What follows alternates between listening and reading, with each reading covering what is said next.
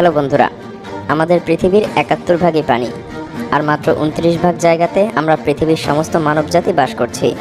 আর এই জায়গাটুকুতেই আমাদের সব কিছু। সমুদ্রের বিশালতা এতই যে আমাদের কল্পনাকেও হার মানায়। আর এই সমুদ্রে এত রহস্যপূর্ণ জায়গা রয়েছে, তা আমরা সবগুলো কোনোদিনও দেখতেও পারবো না। এর মধ্যেই একটি বারমুডা ট্রায়াঙ্গেল। আর এই রহস্যের মতো টাইটানিক জাহাজটিও আরও একটি রহস্য। জাহাজটি ডোবার ৭৩ বছর পর পর্যন্ত গবেষকরা খুঁজে পায়নি যে জাহাজটি কোথায় আছে বা কিভাবে আছে। আর এই জাহাজটিকে খুঁজে পাওয়ার প্রায় ৩৫ বছর পরেও এটি উদ্ধার করা কোনোভাবেই সম্ভব হচ্ছে না। আজকের ভিডিওতে আমরা জাহাজটি কেন ডুবেছিল তার সম্পর্কে আলোচনা করব না। আজকের ভিডিওতে আমরা আপনাদেরকে জানাবো যে কেন এবং কী কারণে জাহাজটিকে আর কোনোদিনও উদ্ধার করা সম্ভব হয়নি এবং হয়তোবা আর হবেও না।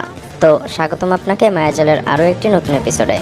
বন্ধুরা, টাইটানিক জাহাজটি কেন ডুবেছিল বা কিভাবে ডুবেছিল এগুলো আমরা প্রায় সবাই জানি। আর এই জানার পেছনের মূল ভূমিকা রয়েছে টাইটানিক নামের এই বেস্ট মুভিটি।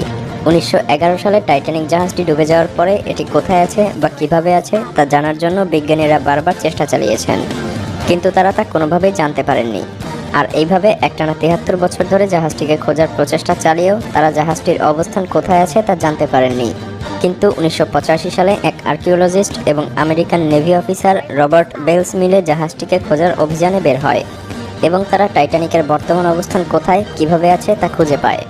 আর তারা টাইটানিককে খুঁজে পাবার পরে টাইটানিককে ঘিরে আরও বেশ কিছু রহস্য উন্মোচন হয়। দুই ভাগে ভেঙে পড়া জাহাজটি ডুবে গিয়েছিল সমুদ্রের ১২,০০০ ফিট গভীরে, অর্থাৎ প্রায় ৪ কিলোমিটার গভীরে। অফিসিয়াল রেকর্ড থেকে জানা যায় এই জাহাজটি ডুবে যাওয়ার পূর্ব মুহূর্ত পর্যন্ত আস্ত ছিল, কিন্তু যখনই এটা সমুদ্রের গভীরে ঢুকতে শুরু করে তখনই এটা দুই ভাগে ভেঙে যায়। কিন্তু সেটা কী কারণে?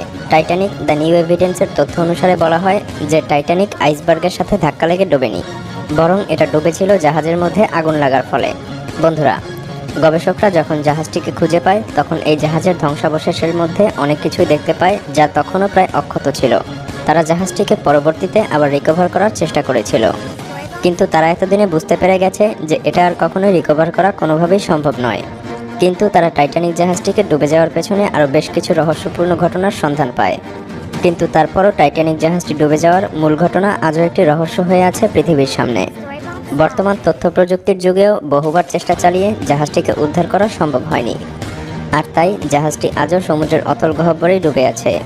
বন্ধুরা, জাহাজটি সমুদ্রের তলদেশে ডুবে যায় প্রায় দুই ভাগে বিভক্ত হয়ে। আর তাই এটি অন্যান্য জাহাজকে যেভাবে সমুদ্রের গভীর থেকে টেনে তোলা হয় সেভাবে তোলা সম্ভব হয়নি। চায়ের মধ্যে দীর্ঘক্ষণ ডুবিয়ে রাখা বিস্কুটকে তোলার সময় যেমনটি হয়, ঠিক এই জাহাজটিকেও তুলতে গেলে এমন পরিস্থিতির সম্মুখীনই হতে হবে। কিন্তু তারপরেও বিভিন্ন অত্যাধুনিক প্রযুক্তির সাবমেরিন এবং ম্যাগনেটিক সিস্টেমের মাধ্যমে হয়তোবা জাহাজটিকে উদ্ধার করা সম্ভব, কিন্তু এতেও বেশ কিছু সমস্যার সম্মুখীন হতে হবে।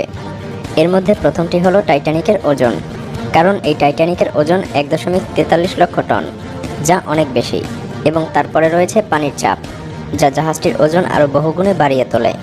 টাইটানিক জাহাজ বর্তমান সমুদ্রের যে গভীরতায় আছে সেখানে পানির চাপ অনেক বেশি। এত গভীরতা থেকে মাত্র ১ স্কোয়ার বর্গফিটের কোনো জিনিসকে তুলতে হলেও ৩৯২ কিলোমিটারের ফোর্সের প্রয়োজন পড়বে। কিন্তু বিজ্ঞানীরা আজ পর্যন্ত এত পাওয়ারফুল ম্যাগনেট বা সাবমেরিন তৈরি করতে পারেনি যে এভাবে টাইটানিক জাহাজকে এত গভীর থেকে উপরে তুলে আনবে।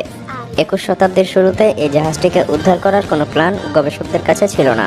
আর তাই তারা কিছু হাস্যকর পদ্ধতিতে জাহাজটিকে উদ্ধার করার পরিকল্পনা করতে থাকে। তার মধ্যে একটি হলো পিংপং বলের মাধ্যমে টাইটানিক জাহাজটিকে উদ্ধার করার পরিকল্পনা চালায়। আপনি ঠিকই শুনছেন, পিংপং বলের মাধ্যমেই। গবেষকরা ভেবেছিলেন সমুদ্রের অতল গভীরে থাকা জাহাজটির মধ্যে পিংপং বল দিয়ে ভর্তি করলে এই বলগুলো উপরের দিকে চাপ প্রয়োগ করবে, আর এতে করে জাহাজটিকে সাবমেরিন দিয়ে এবং পাওয়ারফুল ম্যাগনেটের মাধ্যমে উদ্ধার করা সম্ভব হবে। কিন্তু তখন গবেষকদের মাথায় এটা ছিল না যে এই পিংপং বলগুলো সমুদ্রের গভীরে পৌঁছানোর পূর্ব মুহূর্তেই সমুদ্রের চাপে ফেটে যাবে। আর তাই তারা পরবর্তীতে আবার বেলুনের মাধ্যমে টাইটানিক জাহাজটিকে উদ্ধার করার পরিকল্পনা করতে থাকে। তারা ভেবেছিল হাজার হাজার লক্ষ লক্ষ বেলুনের মধ্যে হিলিয়াম গ্যাস ভর্তি করে সেই বেলুনের সাথে জাহাজটিকে বেঁধে দিয়ে বেলুনের উপরমুখী চাপে জাহাজটিকে উদ্ধার করা সম্ভব হবে। কিন্তু তাদের মাথায় ছিল না যে সমুদ্রের এত গভীরে বেলুনের মধ্যে হিলিয়াম গ্যাস কে ভরবে। তাই তারা পরবর্তীতে বুঝতে পারে যে সমুদ্রের এত গভীরে বেলুনগুলোকে হিলিয়াম গ্যাস দ্বারা ফোলানো কোনোভাবেই সম্ভব নয়। তাই পরবর্তীতে তারা আরও একটি পরিকল্পনা করলো।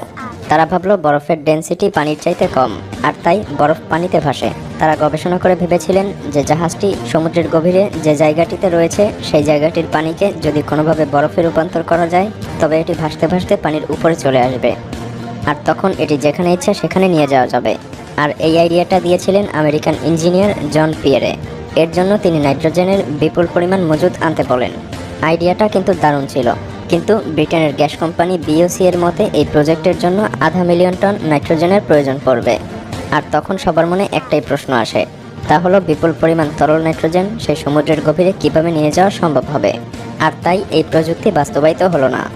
পরবর্তীতে এক লিজেন্ডারি শিপ বিল্ডার মিখাইল রাডনিটেস্কাই টাইটানিককে উদ্ধার করার জন্য একটি অন্যরকম প্রযুক্তির সাবমেরিন তৈরির কথা বলে।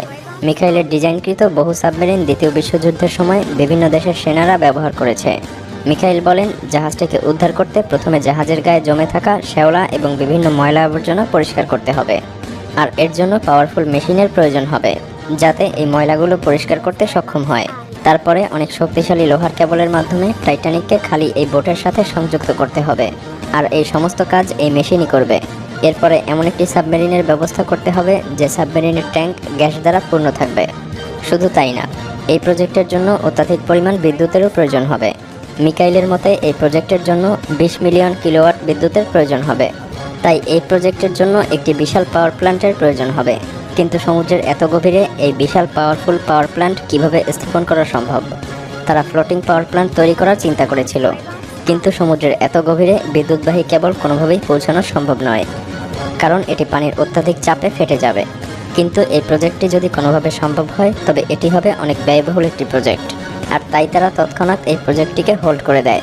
অনেক কোম্পানি জাহাজটিকে উদ্ধার করার জন্য পরিকল্পনা করেছিল, কিন্তু এটি উদ্ধার করতে হলে বিপুল পরিমাণ অর্থ ব্যয় করতে হবে।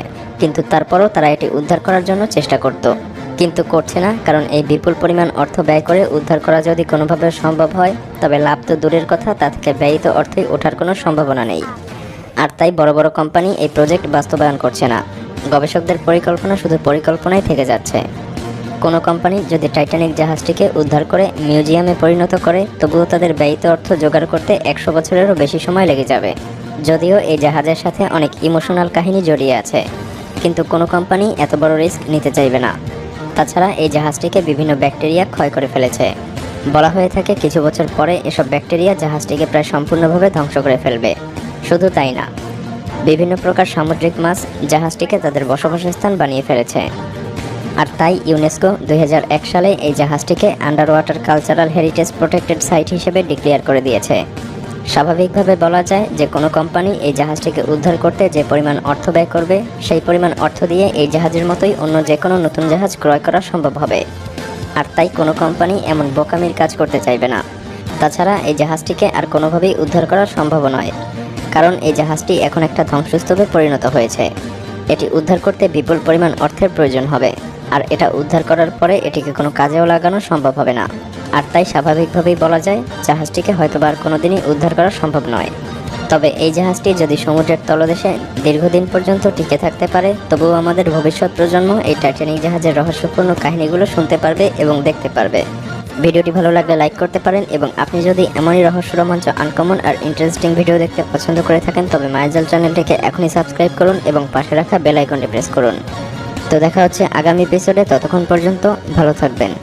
ধন্যবাদ।